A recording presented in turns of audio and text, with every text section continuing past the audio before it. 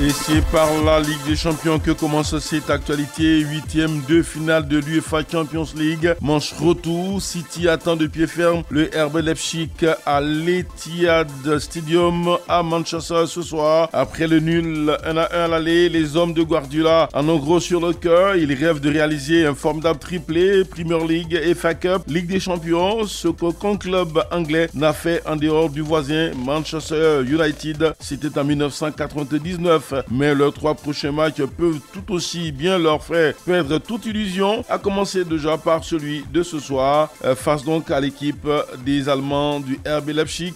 Pas du tout impressionné par des joueurs tels Ake, Akanji, De Bruyne, Grealish ou Phil Foden, encore moins Erling Haaland. Les deux équipes se connaissent bien, elles se sont déjà rencontrées 3 fois depuis 2021 et le dernier rendez-vous s'est soldé par un nul 1-1. Alors Manchester City, RB Leipzig de ce soir en 8e de finale, retour de la Ligue des Champions, ça promet. Allons à Divo, au Goudou, c'est un village qui nous accueille. Monsieur Fulgence Kwasi, comment vous allez? Oui, très bien. La famille justement est à l'écoute, tout comme tout le village, n'est-ce pas? C'est ça. Allez-y. Je pense que les hommes de Guardiola seront les hommes pour remporter la victoire pour se qualifier pour les quarts. Et qu'est-ce qui vous rassure tant? Bon, je pense qu'avec la langue des Foden pourront faire la différence ce soir.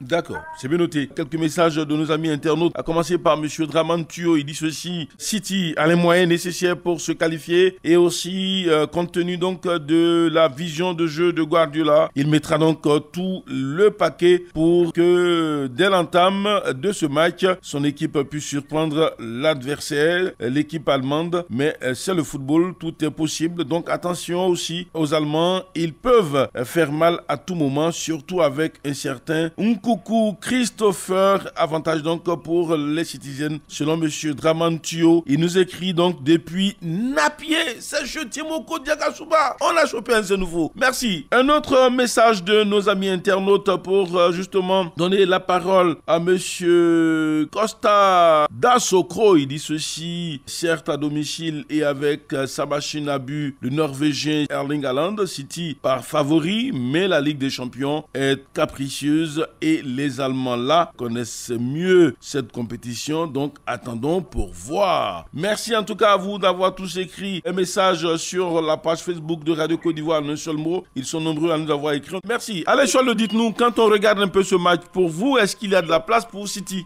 C'est vrai que quand tu regardes la composition des deux équipes, quand tu regardes les joueurs en face, franchement, Manchester City avec des pronostics, c'est vrai qu'ils sont allés arracher un bon nul match aller sur le terrain de Leipzig. Maintenant, ils ont les armes pour passer ce cap-là, parce que dans cette équipe de City, il y a beaucoup de qualités. On sait que c'est une équipe qui aime la possession, on sait qu'elle a quand même des égalités fortes comme Kevin De Bruyne, Marel et bien d'autres, Alan le bidon. Et aujourd'hui, Alan est attendu au coin du feu. Maintenant, c'est vrai, ça reste un match de foot, tout est possible. Cette équipe de Leipzig, qui est quand même la troisième en Bundesliga, qui avait déjà joué la demi-finale de cette Ligue des Champions en 2020, et de rêve de réaliser un grand coup. Ils vont jouer, ils n'ont pas la pression, ils vont jouer sans complexe pour arracher une qualification sur le terrain de City. Coach Traoré, alors vous qui êtes un technicien, dites-nous, quand vous regardez ces deux grosses machines, celle des Allemands et celle des Anglais, pour vous aujourd'hui, qu'est-ce qui va faire la différence entre ces deux équipes, tactiquement et techniquement? Quand bien même que Pep Guardiola a un système qui varie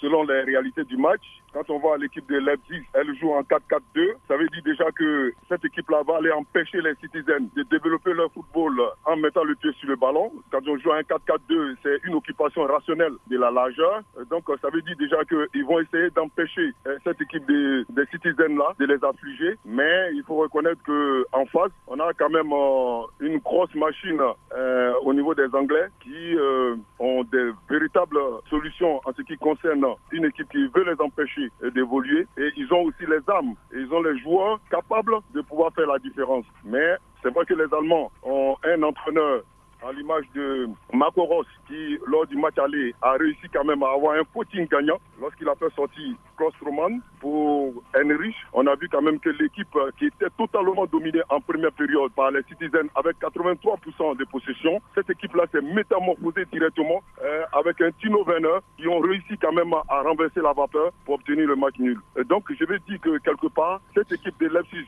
troisième du championnat, a des difficultés en déplacement. On voit qu'elle a eu 4 succès sur 12 en championnat, 12 journées. Elle a eu 4 succès en déplacement. Ça veut dire que c'est une équipe qui a d'énormes difficultés lorsqu'elle se déplace hors de sa base. Et donc ça, c'est un atout majeur pour l'équipe des Citizens qui vont profiter de cette occasion-là pour lancer les stockades. Moi, je pense que quelque part, tactiquement, ce qui va faire un peu la différence, comme au match aller, les Citizens, malgré la domination, ont réussi à marquer lorsque les Allemands ont commis une erreur défensive. Donc, comme à ce stade de la compétition, les erreurs individuelles font la différence. Donc, je pense que c'est là que la situation va se passer. Alors, une question avant de vous laisser partir. Christopher Nkunku fait partie des meilleurs buteurs de la Bundesliga, deuxième buteur avec 12 buts. Est-ce que ce soir, vous pensez qu'il peut encore inquiéter la défense anglaise? C'est clair.